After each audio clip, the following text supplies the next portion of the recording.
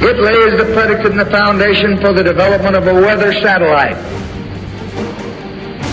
that will permit man to determine the world's cloud layer and ultimately to control the weather, and he who controls the weather will control the world. What's coming won't seem real until it is, and that moment draws closer by the day. Last week, from many major sources, rainwater everywhere on Earth unsafe to drink due to, quote, forever chemicals, study warns. From the report, rainwater everywhere on Earth is unsafe to drink because it's tainted with high levels of dangerous, quote, forever chemicals. A new study has now found. Researchers at the University of Stockholm found PFAS chemicals, again that's the forever kind, in rainwater nearly everywhere on the globe, including Antarctica. It's still uncertain, the report states, how forever chemicals affect humans, but animal studies have found that PFAS chemicals may affect growth, development, production, thyroid function, the immune system, and injure the liver. Let's translate that and fill in the blanks. PFAS chemicals wreak havoc on our bodies and the entire web of life. And there's this part that all the headlines left out. With the rain being completely contaminated everywhere, as Geoengineeringwatch.org has said it was for a decade and a half, proven by hundreds of lab tests that we have performed, that means our food is contaminated, all of it. There's no organic anything at this point. And here's a few more fun facts, not mentioned by any of the mainstream articles covering the contaminated rain. That's virtually ubiquitous at this point. There are many more toxic elements, climate engineering elements, aluminum, strontium, barium, manganese, polymer fibers, graphene, and more. All of these elements are highly toxic in and of themselves, but when combined, and now they are, inside of us and everything else, the total toxicity can increase by as much as 100 times. That's 10,000% worse. Now, let's add back the PFAS forever chemicals. How bad is the total chemical brew in our rain, food, and air?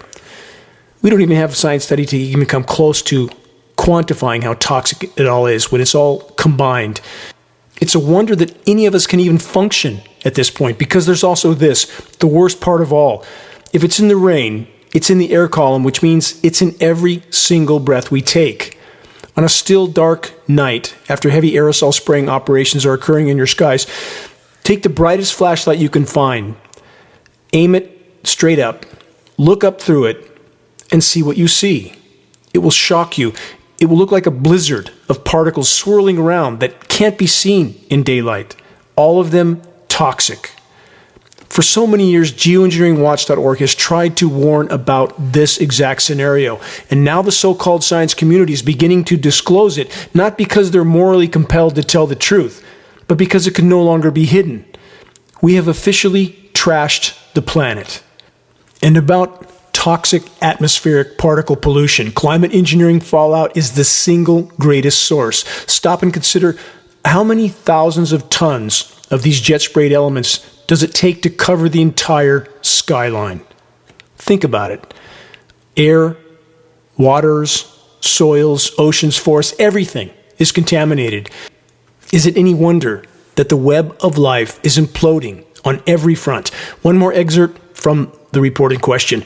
According to the National Institutes of Health, quote, these forever chemicals, again, PFAS chemicals, last so long in the environment that their half-life is impossible to assess. Now ponder that one. Everything is being radically and recklessly ramped up as the controllers chase the ball of biosphere collapse downhill. Climate and biosphere collapse is unfolding far faster than the global powers had anticipated. In their arrogance and hubris, they thought they could play God with the planet's life support systems for a far more extended time. And now it's clear they were oh so wrong. The planet has clearly had enough of the human race. The reckoning is here. Hang on. And I understand there are many who are doing their best to preserve and protect our miracle planet, but there are far more that are unfortunately doing whatever they're told, pursuing their personal pleasures, and not doing anything to try to help turn this tide, and that scenario must change, or we have no chance. Even now, power structures want full spectrum dominance over populations. But who's in control of a ship that has just sunk to the bottom of the abyss? Does control matter at that point? I think not. Next, this from last week, multiple sources. Simultaneous climate events risk damaging entire socio-economic systems. Let's stop there. That's a gross understatement. There is no could, may, might in this equation. It's a given. Total societal collapse is a given. We're through the guardrail. You can't just turn it off. You can't stop this kind of momentum. It's hard to drive this point home. What's happening on the planet now, the earth changes that are happening now are happening literally thousands of times faster than any previous paleo mass extinction. We are on inconceivably uncharted ground. The question now is this: can we salvage anything, any part of Earth's rapidly collapsing life support systems, so that anyone might make it through what's coming? Next headline from the UK Guardian: halt use of biofuels to ease food crisis, says Green Group. From that report, environmental organization calls on EU to ditch organic targets and for governments to lift bans on genetically modified crops. What a great idea. Some genetically modified frankenfood to go with our completely contaminated rain and air. And let's throw in some toxic chemical fertilizer. And all this is being pushed by so-called environmental organizations that refuse to acknowledge the global atmospheric jet spraying operations that are mathematically the single largest source of nanoparticle contamination that's coming down in our rain and our air. And now these so-called green groups are pushing for genetically modified frankencrops, as if that's going to do anything but more harm. So-called green groups, i.e. the organized major environmental organizations, without exception, are bought and paid for. They push division and delusion while systematically denying the single most destructive human activity of all, climate disruption. All major environmental organizations deserve zero support from us, none. The same holds true for any and all self-proclaimed spiritual organizations that refuse to acknowledge the single greatest assault against creation ever launched by the human race: climate engineering, aka weather warfare, aka playing God with the weather, and contaminating the entire planet in the process. It seems we find ourselves at the zenith of human insanity, self-annihilation, and willful blindness. I'll cover a treasure trove of breaking bad news headlines in a moment, but please hang on. Please forgive my ranting. But after slogging nonstop for over 20 years in this battle, the controlled rage toward the circus of insanity must sometimes be let loose. The core of the problem we face isn't just that people don't know what's unfolding. Here's the far bigger problem. The vast majority don't want to know. They don't want to hear it. So-called loving parents, so-called responsible citizens, so-called God-fearing church-going people, they don't want to know. Let's consider a summary definition of denial: a defense mechanism that involves ignoring the reality of a situation to avoid anxiety. Defense mechanisms are strategies that people use to cope with the distressing feelings. In the case of denial, it can involve not acknowledging reality or denying the consequences of that reality. Yes, reality, the oncoming train. And through it all, what are the mainstream media ministry of propaganda talking heads covering 24/7? A constant stream of scripted political theater sandwiched between commercials for big pharma, cosmetics, cruise ships, etc. The occupants of the White House, present and past, all the way back to JFK, puppets. Elections, nothing but controlled distraction. The only mainstream news that routinely covers international bad news headlines is China's CGTV news, and that's alarming. And even this, still filled with Chinese propaganda, between reports. What's coming is unimaginably more dire and immediate than almost any are yet willing to face. Those in power are more desperate and dangerous than ever before. Wait and see. If we're to have any chance of altering the equation, the effort will take all of us. No politics, no denial, no excuses. Forward into the storm, head on. We must each do what we can given our individual circumstances. And if we resolve ourselves to do so one day at a time, we could, even now, accomplish profound good. So about that wider horizon, how bad is it? Remember and consider, biosphere collapse is the bottom line driving it all. We'll deep dive into dire breaking headlines on that front after a quick broadcast ID for our new on-air listeners. You're listening to the weekly Bad News broadcast, the Global Alert News Hour, the end of the world as we know it broadcast, commercial-free, non-political, and covering the most dire and immediate threats we collectively face. This broadcast is brought to you by Geoengineeringwatch.org and is now aired on numerous AM and FM stations in numerous regions throughout the country. This is Dane Wigington, your host. Please check the homepage of Geoengineeringwatch.org for our YouTube channel posts of this report and other breaking issues. We hope you will subscribe to our YouTube channel, click the bell to get notifications of our new videos. Likes, comments, and sharing helps us to get this broadcast out to new listeners.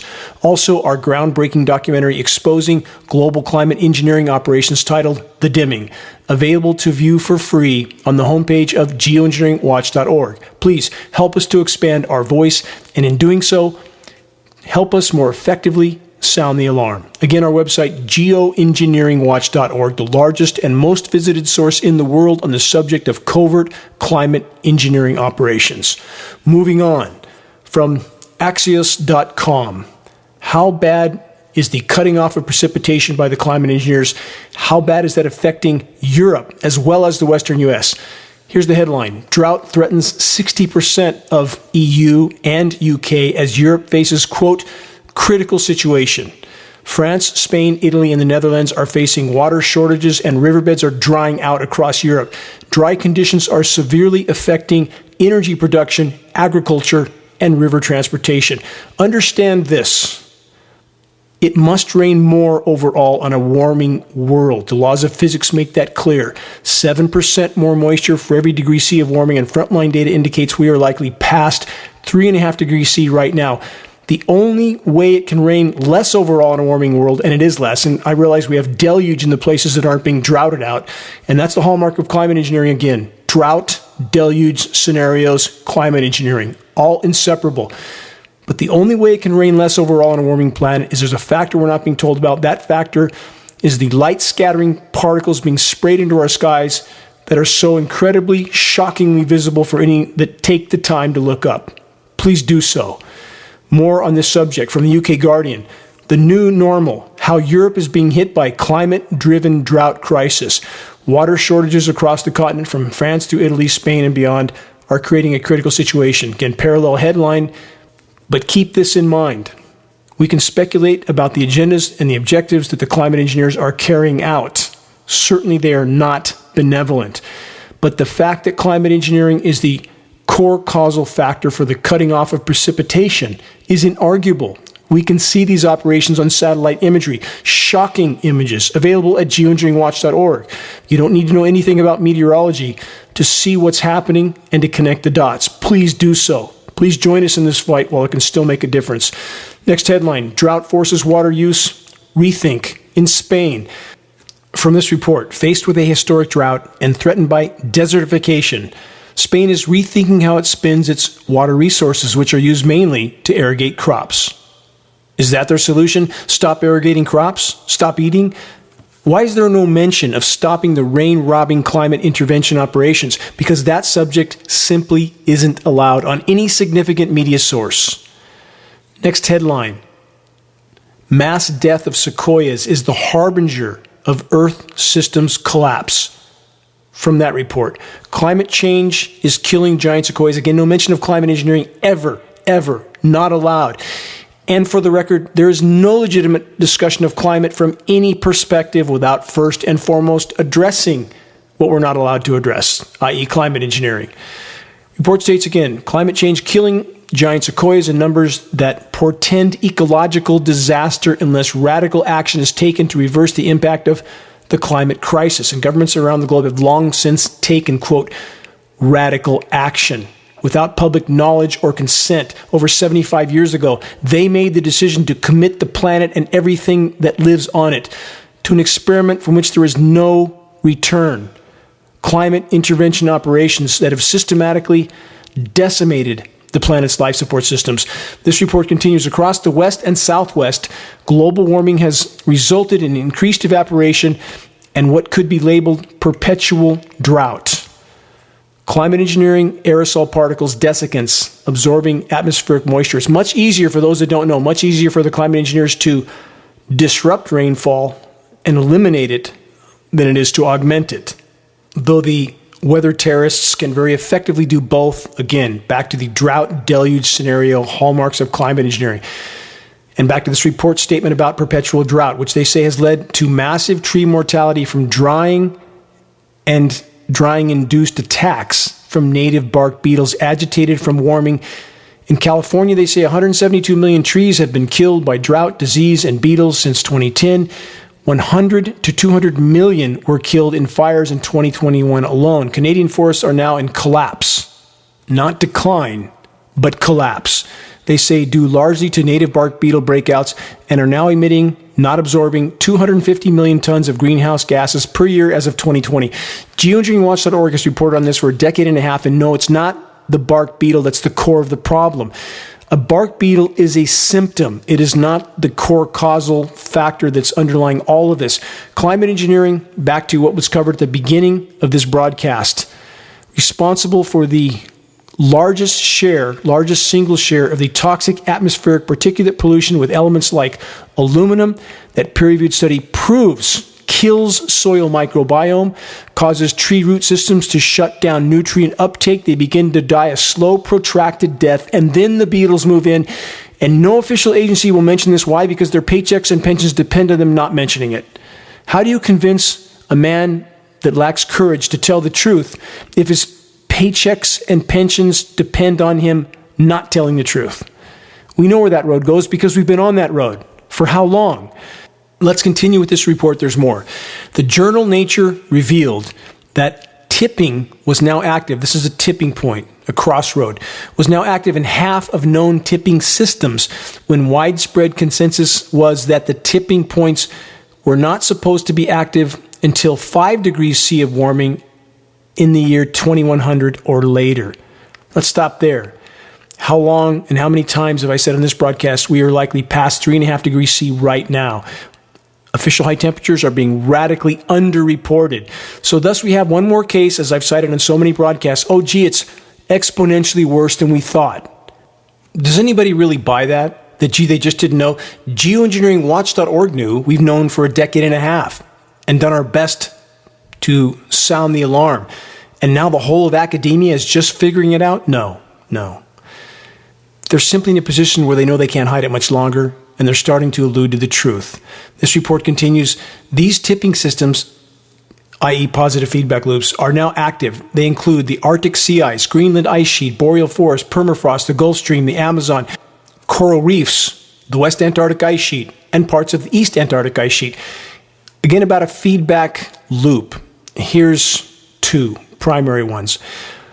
As the planet warms radically, exponentially, with climate engineering making it worse, not better, trapping more heat than it deflects, destroying the ozone layer, killing forests. I've been over so much of this already, but as the warming accelerates and as oceans warm, formerly frozen methane hydrate deposits on seafloors, massive deposits, thaw and release. That methane migrates to the water column, hits the surface of the oceans, and then migrates into the atmosphere, where it begins to cover the planet like a layer of glass. It's happening now. Bermuda Triangle, that's methane releases from the seafloor. That is confirmed science conclusion. And the water, when the methane releases, aerates like a bottle of champagne. Ships have no buoyancy. They go to the bottom intact. Been happening for decades. Those in power know it. Now it's happening in the Arctic on a massive scale. To put this into mathematical context, it's thought there may be as much as 10,000 gigatons of methane in the Arctic alone. If 50 gigatons releases, that's 0.5%. That would increase the total greenhouse gas warming scenario by 400%.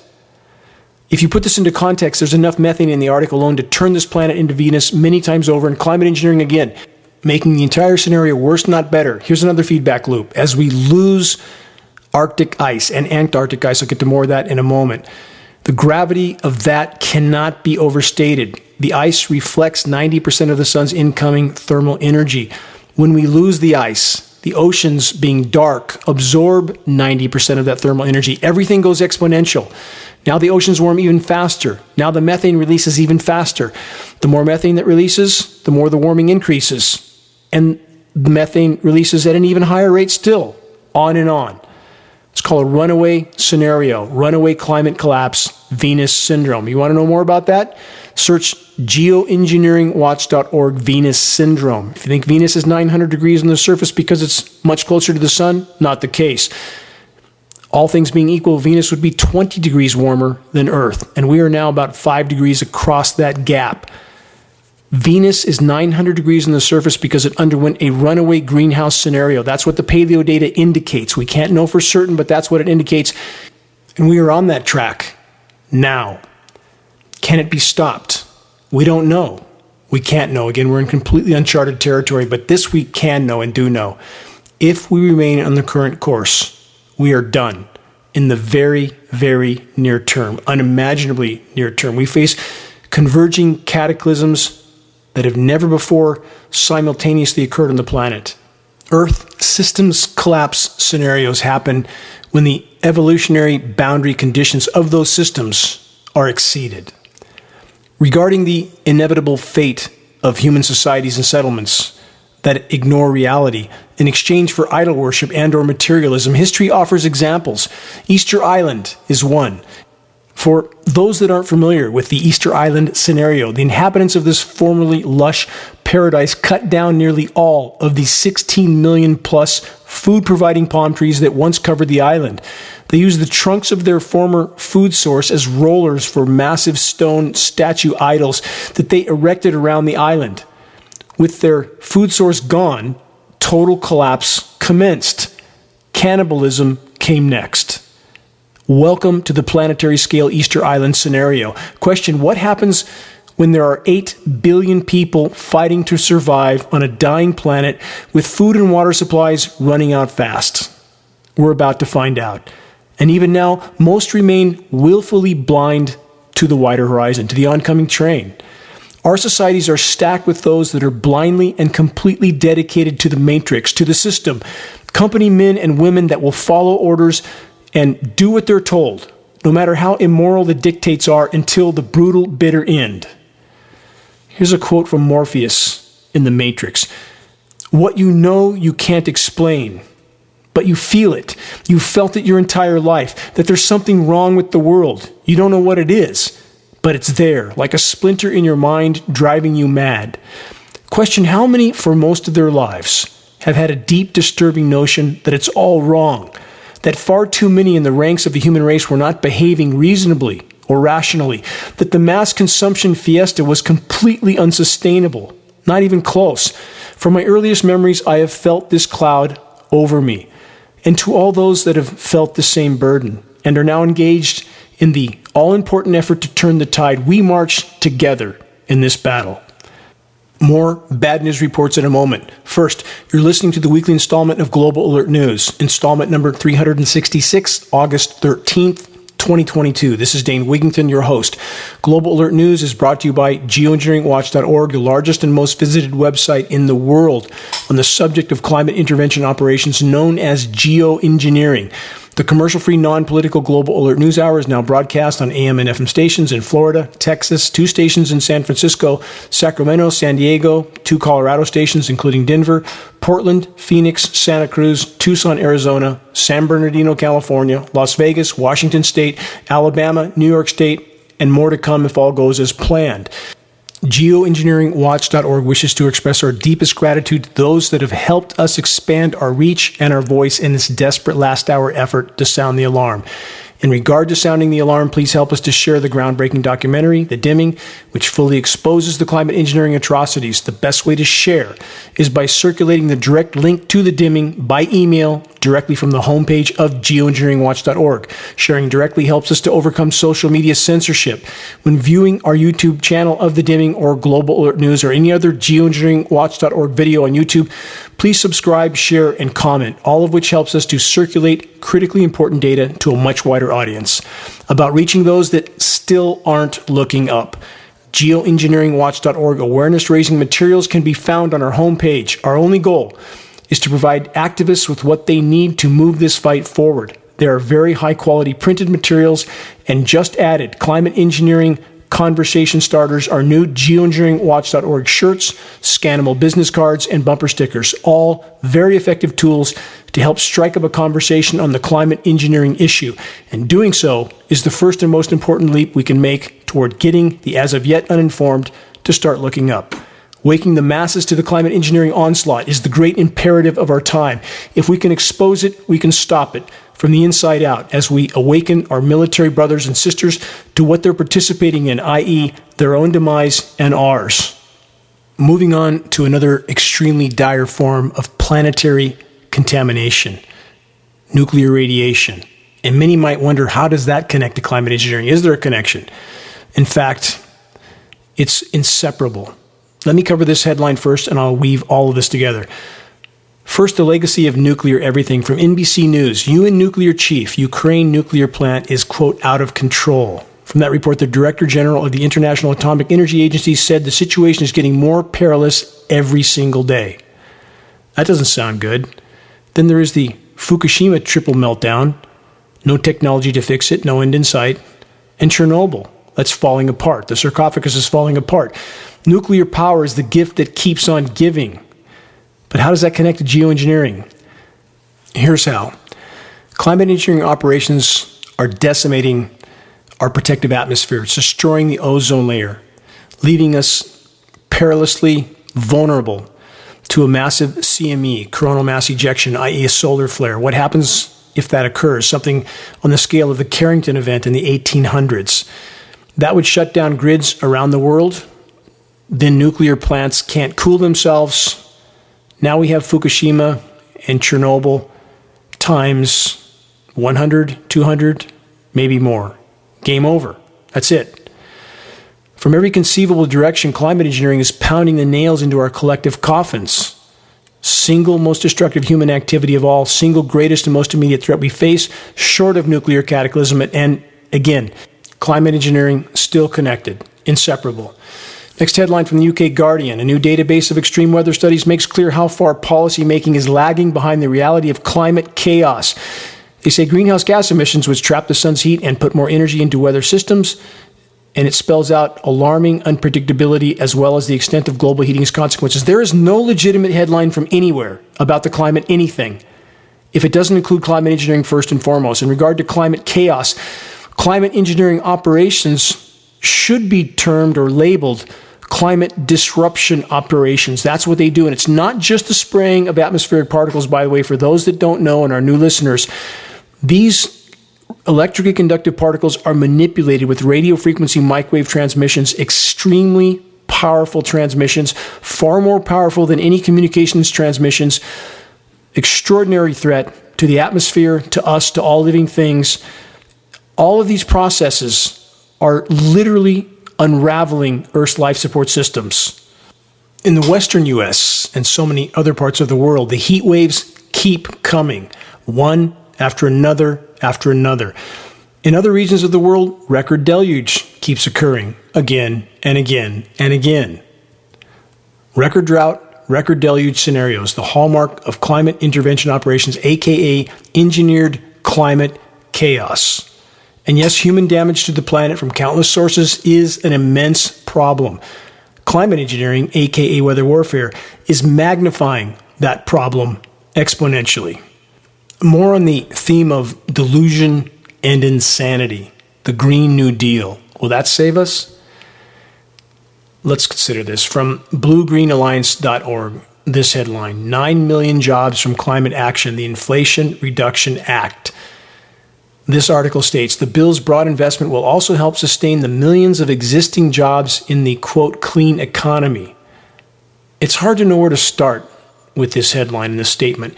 It's just layer upon layer of total fallacy, delusion, insanity, the oxymoron mentality, spin to save, build more to conserve more, consume more to preserve more.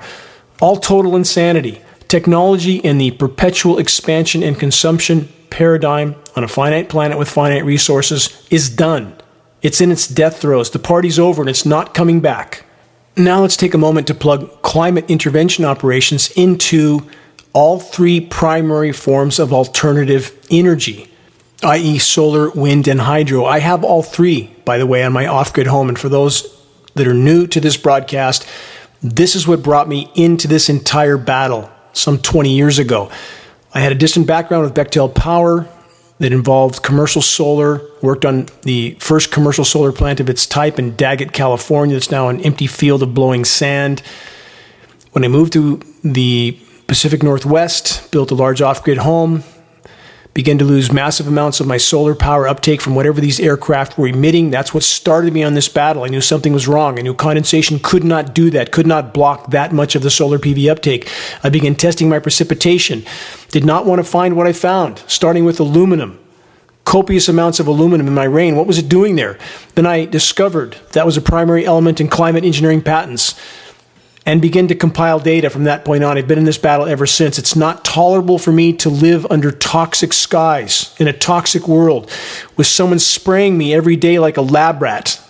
And for every living creature, every bird, bat, bee, bear, they have no voice except for us. It's up to us to give them a voice. So back to the renewable energy and climate engineering, not only blocking solar power, but reducing rain, been over that, which reduces hydropower radically. It's shutting down. We've been over that in previous broadcasts. Hoover Dam, the Glen Canyon Dam, and countless other dams around the world. Those that aren't being flooded, overflowed, and threatened with collapse are now empty, one or the other. Total extreme, climate chaos, climate engineering. Associate those two terms because they are inseparable. And wind as well, wind power as well, radically and negatively affected by climate engineering. Why? Because when you cover the sky with these light scattering particles, it radically affects convection, which in turn affects wind, surface wind.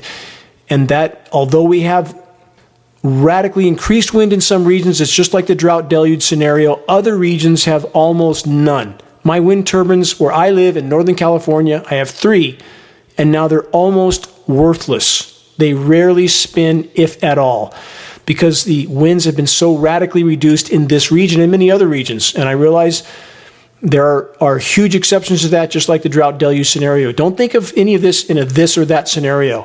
Very complex, many layers, many variations. We need to think in terms of complexity. But back to the tech fix of so-called renewable energy, it isn't renewable. It isn't going to save us. And for those that haven't heard this announcement yet, please watch Planet of the Humans. It is about how non-renewable so-called renewable energy is. It's an exceptional documentary. The facility I worked on, I mentioned a moment ago, in Daggett, California, is shown at the 40-minute mark of that film.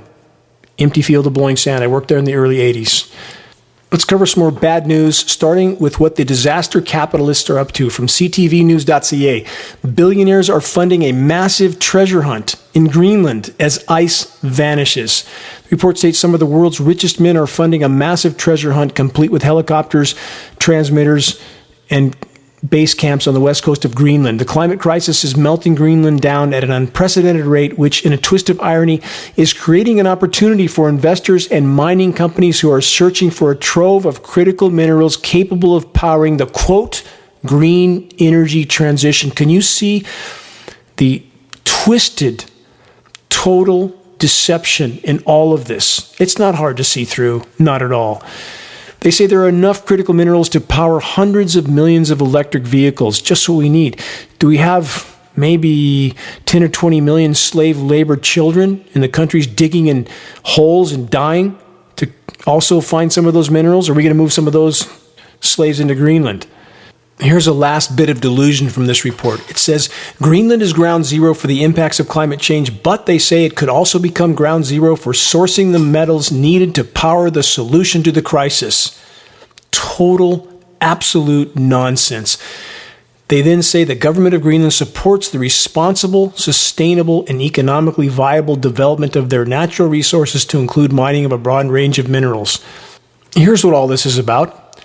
Loot, plunder, pillage, and pollute until nothing is left, and then pretend you're doing something positive the whole way. Let's cover some more bad news from newshub.co.nz. Kiwi scientists alarmed by new ozone hole layer discovery caused by devastating Australian wildfires in 2020. Kiwi scientists working alongside NASA have detected alarming and unprecedented changes to the ozone layer caused by the devastating 2020 wildfires in Australia. When Geoengineeringwatch.org first published the fact that there was massive ozone destruction occurring, we did this in 2014. They took our website down 8 times in the next 3 days. We had to beef up our security across the board, and we were marginalized by the entire science community. And as they pretended the ozone layer was recovering, and now they've had an epiphany. Oops, we were wrong. And it's not just the Australian wildfires. It was deteriorating long before that, and now they're blaming the ozone destruction on these fires, on the volcanic eruptions, and no mention of the climate engineering aerosols and what they do to the ozone layer, along with the microwave radio frequency transmissions. All of it decimating what's left of the ozone layer. But none of that is allowed to be mentioned. The article continues with this. Smoke from the wildfires impacted the atmosphere, quote, in a way that's never been seen before. No, it's not that it's never been seen, it's never been disclosed. Just like climate intervention operations have never been disclosed, and they are the single biggest factor in regard to the planetary burn downs that are occurring. Please search the Engineering Wildfires section on the homepage of geoengineeringwatch.org to learn more. About the burn downs, how about Newfoundland, Canada? This headline, out of control fires have Newfoundland towns on edge as crisis moves into 3rd week. And there's this headline from the Siberian Times. The area of currently active wildfires in Russia's coldest region has grown to well over 1 million acres. These are regions that never burned before. And this headline, wildfires continue to rage in Spain, Portugal, and France. And from MSN.com, this, fire crews heading to central and southern Oregon ahead of potential wildfires. Here's a question on that headline. How do the powers that be know where it's going to burn next? Is that part of the plan? On that note, about the unprecedented forest incinerations, please write down this new report headline, extremely important. Wildfires as a weapon, U.S. military exposed. Last week, Geoengineeringwatch.org posted a formally classified U.S. military document titled Forest Fires as a Weapon. Numerous sites in the U.S. mainland were cited in this report, as well as countries that are thought to be U.S. allies, including Spain and France, where fires are raging right now, as I just covered. Check the homepage of geoengineeringwatch.org for the report. Not much time left on this broadcast, but I want to summarize the wider horizon. The pillars of our former reality, of our formerly thriving planet, are crumbling, literally, starting with the ice shelves in Antarctica, the ice sheets in the Arctic, Greenland, all of it crumbling catastrophically, just as the forest incinerations are occurring as well. It's not about Al Gore, it's not about environmental groups, all of which are behaving with immense hypocrisy, all of which are part of the overall controller matrix, controlled by their 501c3 nonprofits. It's not about any of that. It's time to look through a clear lens. It's about reality. The reality is the planet's in total meltdown, and climate engineering is making it worse, not better. The ice sheets are imploding. When they're gone, the very nature of our planet will change. Everything at blinding speed, and it's happening now. Here's some headlines on this front. Arctic feedback, hothouse Earth. Went over part of that scenario earlier. This, Arctic sea ice extent decline has triggered catastrophic global complications. Arctic warming is abrupt and accelerating now. And this, troubling new research shows warm waters rushing towards the world's biggest ice sheet in Antarctica. And this, also from last week, NASA studies find previously unknown loss of Antarctic ice. It's worse than we thought. We hear it over and over and over. Another headline on that front, the world's biggest ice sheet is more vulnerable to global warming than scientists previously thought. Same theme. Oh, gee, it's way worse than we thought. How much worse? This headline from last week, lowest July Antarctic sea ice on record. And the mass, the volume, is even worse still. Same in the Arctic. The volume is almost bottomed out. Just slush on the surface in the Arctic now. We are very close to what's known as a blue ocean event. When that happens, the world will change at blinding speed and not for the better. Toxic rain, forest incinerations, disintegrating ice deposits, climate chaos, all are inseparable from climate intervention operations controlled by the matrix and denied by the masses.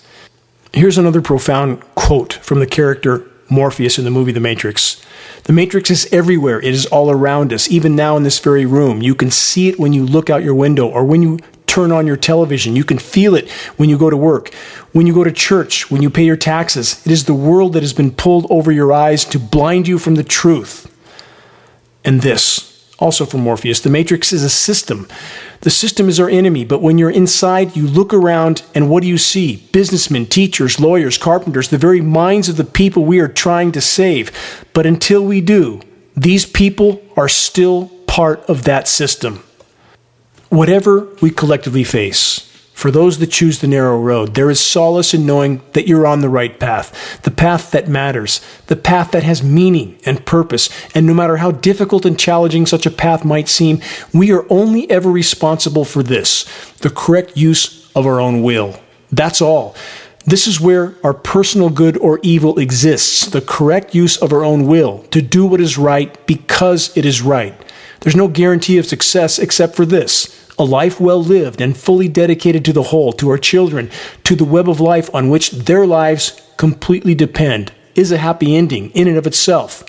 When you take your last breath, when the Creator comes for you, what do you want to be found doing? Fully engaged in this epic battle for all that matters, against powers that can only be called evil to the core? Or riding a roller coaster at Magic Mountain? The clock's about to strike midnight. We must man our appointed posts, refusing to yield to the fading of the light. And if we stand together, rising above the sea of controllers' scripted insanity that we're drowning in, we may yet accomplish profound good even at this late hour. We must prioritize, starting with exposing and halting every aspect of the insanity taking place in our skies. If we can reach a critical mass of awareness, which means waking up our military brothers and sisters to what they're participating in, we have a chance to stop this toxic spraying in our skies from the inside out. Our military personnel must wake up. There's no longer any excuse for them to pretend they're playing the part of patriots by participating in the systematic poisoning of the entire planet. Is there any possibility that nature can one day heal herself against all odds? In such a dark world, seemingly small differences we make matter in ways that we can't fully know or comprehend. Several months ago, I came across a very large alligator lizard, about 12 inches long, that was dragging his back half across the forest floor. He had been injured. He was paralyzed. His rear legs were completely limp and dragging, yet he was doing his best to press on, to play his part in the drama at hand. I would never leave a miraculous life form in such distress. I carefully lifted him, carried him home, and recruited my son and daughter to help me prepare an aquarium for our newfound friend, which we named Herman. Herman seemed comfortable in his new home. He would not have made it more than another day or two on his own. For the last 3 months, we have diligently cared for Herman, netting several grasshoppers a day, which Herman was able to catch and consume in the space of his new home. There seemed little hope for Herman, but I never lost hope, nor did my son or my daughter. Several weeks ago, Herman started to move his back legs.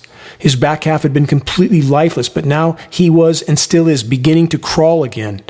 In a world gone mad, what some might consider a seemingly small occurrence was a miracle to me, a miracle that moved me to the marrow. Herman was fighting on. He was going to make it against all odds. He is recovering.